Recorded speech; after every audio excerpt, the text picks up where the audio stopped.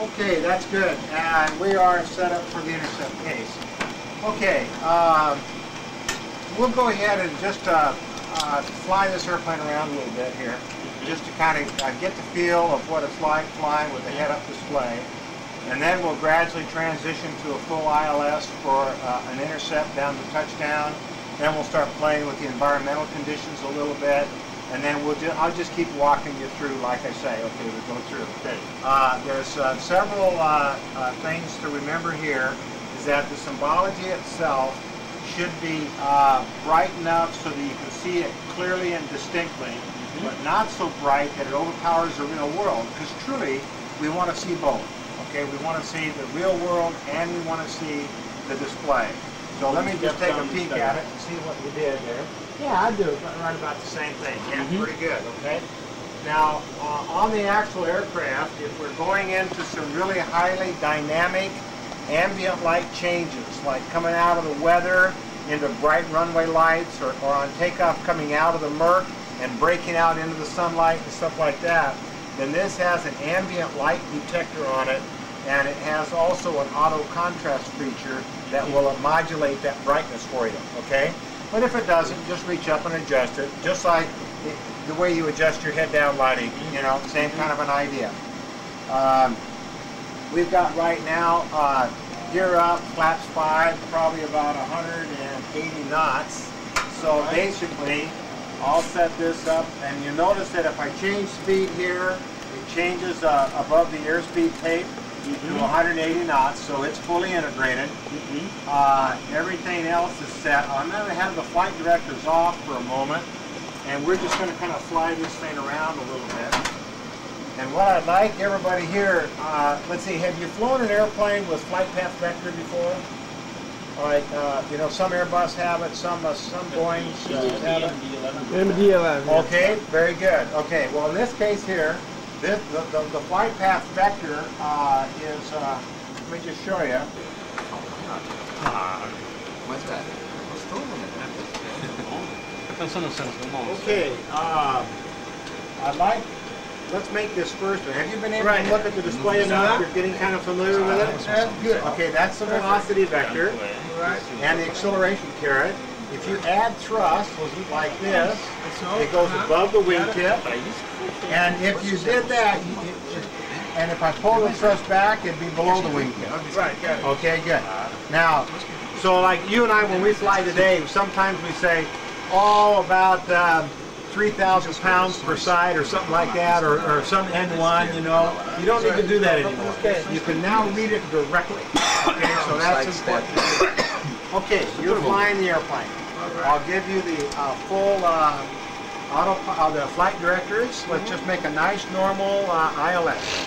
Gear down, flaps 30, you're clear to land.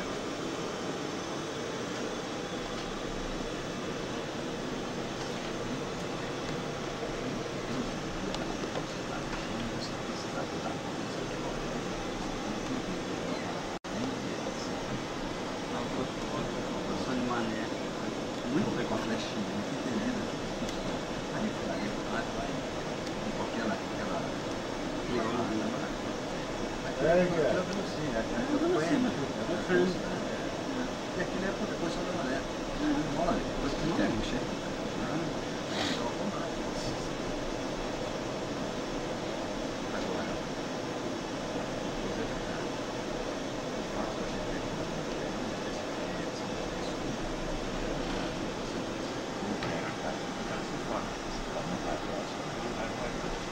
Also see that the ILS is bringing you that velocity vector right down to your touchdown zone.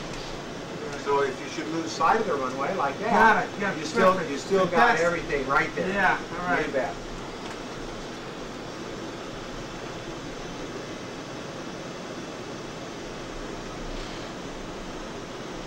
Very good. Just a little back pressure now. Stay on that guidance cue. It's also giving you lateral commands, so if it's a little bit off to the right, it wants you to get back over toward the center line type stuff. So use your aileron just like you would in a visual landing, you know? Same thing. It's a full manual touchdown. Very good. Now deviate off the center line so you see the relationship between that ground roll symbol and the center line. Here, just go off the center line a minute. There you go. Just want you to see what that looks like. To get back on, you just have to re-straddle. So you just look at that center line symbol and look, you know, you can get right back there real easy. Very good. Okay, 60 thrust again, because we're getting a pretty good speed error. Add some power. There we go.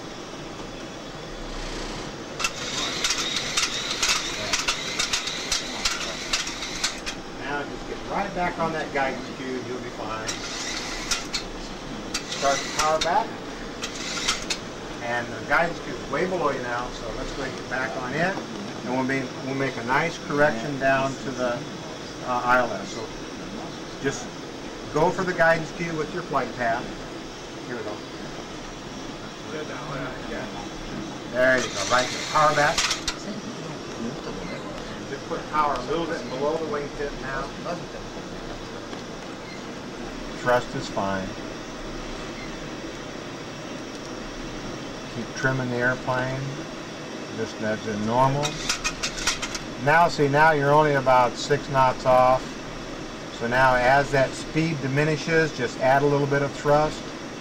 Raise that acceleration caret right up to the wingtip. Add thrust. Want that speed caret right there. Okay, here comes the flare. Beautiful. Those are beautiful corrections all the way down. Look at that. Wonderful job.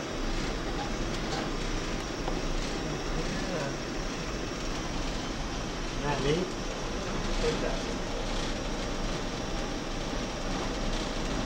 Okay, now let's say, now I'm going to try to get up onto the guidance cube. But look at the flight. Look up at the angle of attack. Look what it's showing us. It's showing us that we're flying at too high of an alpha, doesn't it? Okay.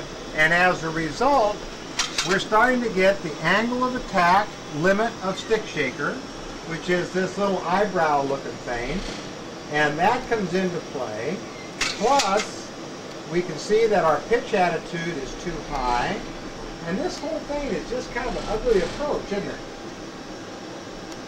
So we get a lot of warnings here that, in fact, we're flying at the wrong angle of attack, maybe the wrong speed. We ought to evaluate it, maybe make a go around. Well, let's say that we still didn't see it. Let's say that we didn't notice our angle of attack was too high, because I'm still pretty much on the localizer and on glide slope. S might have screwed up, we might have made a mistake, had the wrong flaps, or whatever.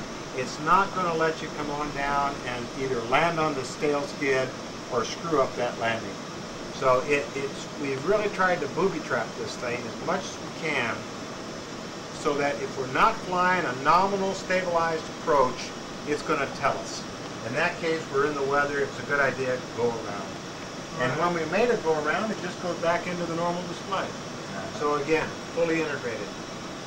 Okay. In the meantime, use that velocity vector to go straight for your touchdown point. Right.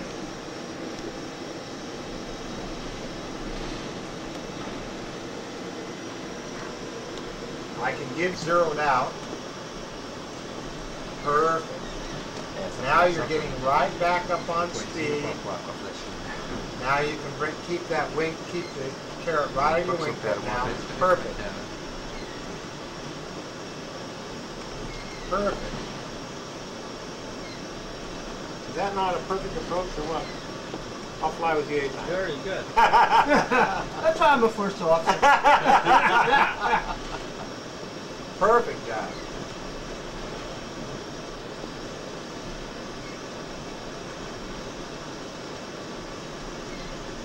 Look how accurate, very nice.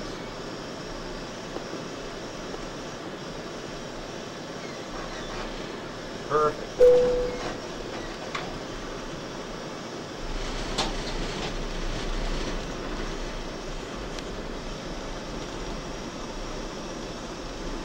Perfect. So it just gives you a lot more information and more precise. You can fly it in the weather or relative to the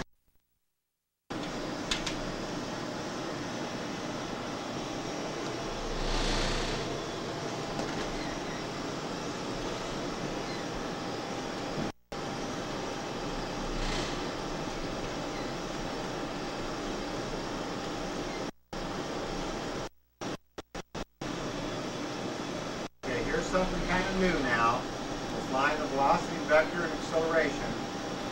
Those three symbols, flight path, acceleration, and speed error, are about all you need to maintain, almost a perfect approach.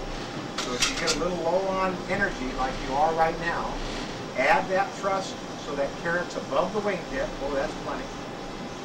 And that'll just ease you right back up.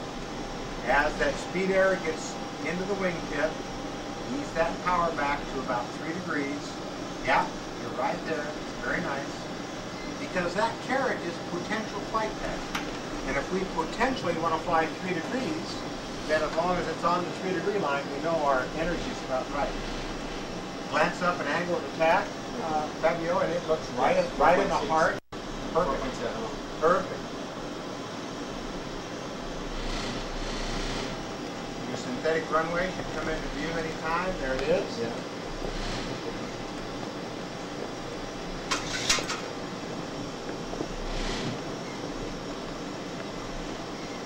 And again, see that? I mean, even if you can't see outside, you've got really excellent instrument presentation there to really know where you're at relative to that approach.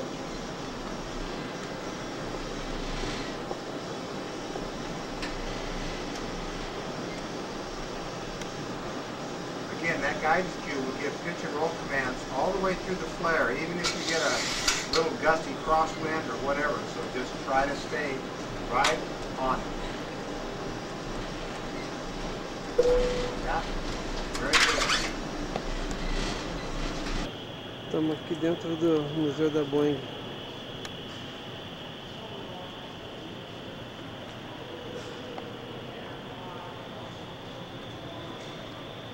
Veio eu, os colegas, Fabinho, os 3 de DAC e mais uma mala.